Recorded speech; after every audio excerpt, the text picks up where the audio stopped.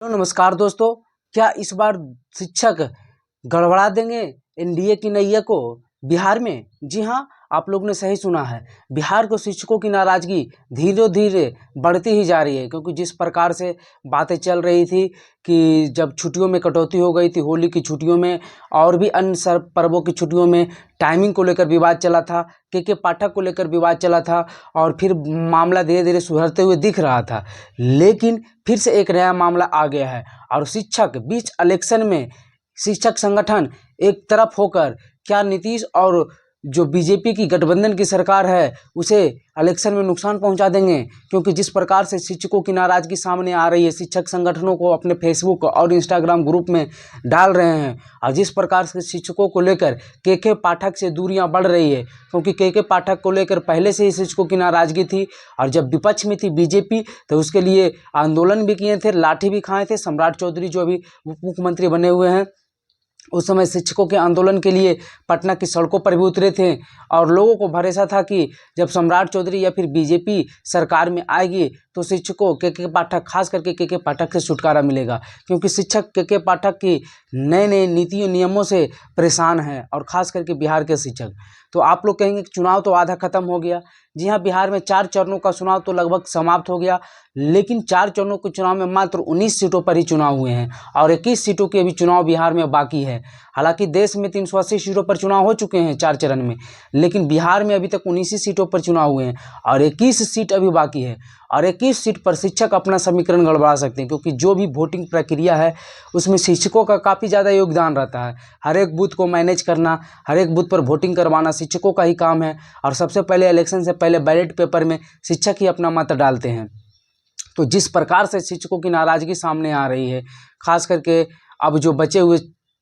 जगह चुनाव है, और आपको ऐसे भी बता दें कि एनडीए बीजेपी का टारगेट है कि 400 पार, उसमें से बिहार के 40 की 40 सीटों जीतना है। साल 2019 में एनडीए 39 जीती थी, तो अगर बिहार की 40 सीट गड़बड़ाती है तो 400 में 10% सीट गड़बड़ा जाती है। तो इस चलते भी ये एनडीए के लिए सिरदर्द बनी हुई है। तो मामला ये है कि शिक्षक जो हैं उनको टाइमिंग को लेकर फिर एक नया विवाद आ गया है कि अब शिक्षकों को सुबह 6 बजे ही स्कूल जाना होगा, जो कि बहुत ही शिक्षक इससे नाराज़ है, क्योंकि सुबह 6 बजे से मॉर्निंग में स्कूल है और बच्चे भी स्कूल 6 बजे ही जाएंगे और इस टाइमिंग से शिक्षक स्कूल तो जा रहे हैं परंतु नाराज़गी से जा रहे हैं, मन ही मन बोलते मतलब कि दुखी हैं और वो बोल नहीं पा रहे हैं, परंतु वो स्कूल जा रहे हैं। लेकिन सुबह का जो 6 बजे टाइमिंग है उससे शिक्षक काफ़ी नाराज़ हैं और आसपास के शिक्षक काफ़ी लोग बोलते हुए ये भी दिखे हैं कि सुबह 6 बजे स्कूल है तो उसके लिए हम लोगों को सुबह 4 बजे ही उठना पड़ता है। उसके बाद नित्य क्रिया करने के बाद, तैयार होने के बाद 5 बजे हम लोग को घर छोड़ देना होता है। मतलब कि सूरज की किरण निकलने से पहले शिक्षकों को अपना घर छोड़ना पड़ता है और स्कूल जाना होता है। तो उसमें लंच को लेकर या फिर टिफ़िन को लेकर भी काफ़ी दिक्कत होता है और जिस कारण शिक्षक नाराज़ भी हैं। शिक्षकों का यह मांग है कि ठीक है, मॉर्निंग स्कूल है तो 7 बजे से, सुबह पहले भी होता था 7 साढ़े 7 बजे से, तो उस समय शिक्षक अपने सारे क्रियाक्रम को आराम से करके निकल जाते थे। लेकिन 6 बजे स्कूल हो जाने से शिक्षकों को टाइमिंग में काफ़ी दिक्कत करना पड़ता है। सुबह 4 बजे उठना और 5 बजे घर छोड़ देना होता है और कई शिक्षक तो ऐसे हैं जो 30-30, 40-40 किलोमीटर की दूरी से स्कूल जाते हैं पढ़ाने के लिए, तो उनको तो और दिक्कत होगी। खास करके उसे शिक्षक जिनको तो और 4 ही बजे, साढ़े 4 बजे घर छोड़ देना होगा। तो इस चलते शिक्षक नाराज़ हैं और के पाठक के नियमों को लेकर होली में जिस प्रकार की छुट्टी की कटौती की गई और अन्य सभी पर्वों में छुट्टी की कटौती की गई और जिस प्रकार से अभी 16 तारीख से ये नया नियम लागू हो गया है, तो अब ये देखने वाली बात होगी कि शिक्षकों की नाराज़गी किस प्रकार से चुनाव में दिखती है या फिर शिक्षक मान जाते हैं, क्योंकि शिक्षक ही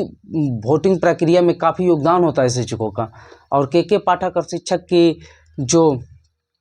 आपसी बैर है ये आप लोग को तो पता ही होगा कि किस प्रकार से और कितना दिन से चला हुआ आ रहा है। और आरजेडी ने भी इस जो नाराज़गी है इसे अपने पक्ष में करने की कोशिश की है। उन्होंने बोला है कि जो शिक्षकों को वैकेंसी निकला है, टीचर में नौकरी मिला है, वो हम ही दिए हैं। राज्यकर्मी की दर्जा को लेकर शिक्षकों की बात जो पहले से ज्वाइन थे उसको लेकर बात हम ही लोग कर रहे हैं। हालांकि इसको लेकर नीतीश कुमार ने भी इस आरोप को खंडन करते हुए कहा है कि शिक्षकों की वैकेंसी साल 2020 से ही हम लोगों ने तैयारियां कर ली थी जब एनडीए के साथ थे, तो इसमें तेजस्वी का कोई भी योगदान नहीं है। तो ये सरकारें और विपक्ष आपस में भी अपना अपना फ़ायदा वैकेंसी को लेकर उठाने के चक्कर में है, लेकिन शिक्षकों को टाइमिंग को लेकर जो गड़बड़ी हुई उस पर आगे सरकार क्या करती है, जेडीयू और बीजेपी क्या करती है, ये देखने वाली बात होगी। चलिए ऐसे इंफॉर्मेटिव वीडियो देखने के लिए हमारे चैनल माघी खबर को